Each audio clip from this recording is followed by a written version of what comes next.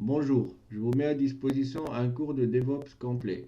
Le projet tourne sur AWS. Il couvre la plupart des technologies qu'un ingénieur DevOps en a besoin pour tourner tout un projet de A jusqu'à Z, tout en utilisant la plupart des outils utilisés actuellement sur le marché.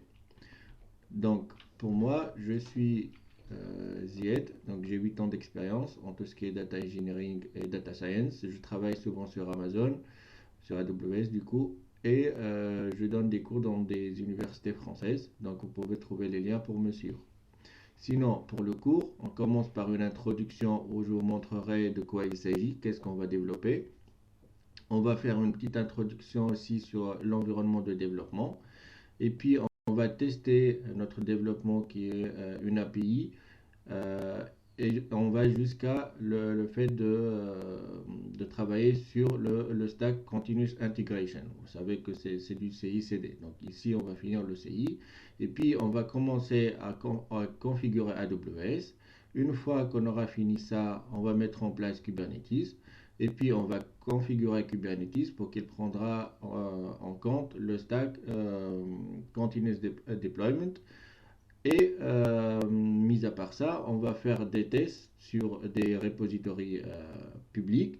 Et après, on va utiliser le ECR qui est un repository privé de AWS pour tourner tout le pipeline DevOps. Et puis, ben, on va faire un test de bout en bout. Donc voici l'architecture. Donc on va avoir, en fait tout tourne sur AWS, mais en détail, on va push un code sur le Git. Le code, c'est une API Flask. On va la tester effectivement sur Postman. Flask utilise Python. Et puis le développement, une fois push, on va avoir Jenkins qui écoute le GitHub, qui écoute un nouveau commit justement, et puis bah, il va prendre le commit, il va le tester par le PyTest avec JUnit, et puis à l'issue si le test est réussi, bah, on va pouvoir builder une image Docker par le biais de Ansible. Et une fois l'image est buildée, donc elle va sur un repository privé qui est l'ECR. Et puis justement, on va configurer Kubernetes pour que lui, il va prendre les images qui s'enregistrent dans l'ECR pour qu'il fasse son cluster du coup. Donc on va avoir des nodes, des pods.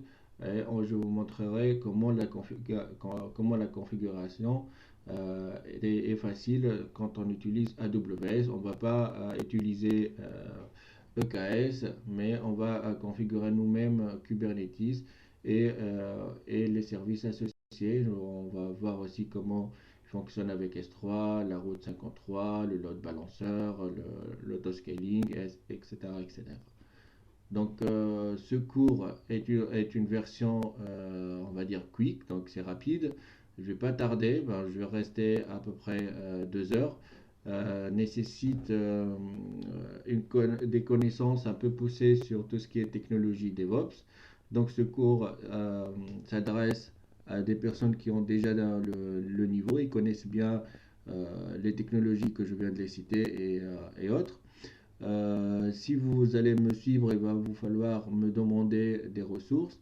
Après, il va vous coûter à peu près 2 dollars sur AWS. Donc voilà, et ce cours sera évolué par d'autres explications où on passera les 2 heures pour faire plus d'explications sur les choses déjà développées. Mais actuellement, le cours il est destiné pour un niveau avancé et qui va durer au maximum 2 heures. Voilà, donc merci de vouloir suivre ce cours et à la prochaine vidéo.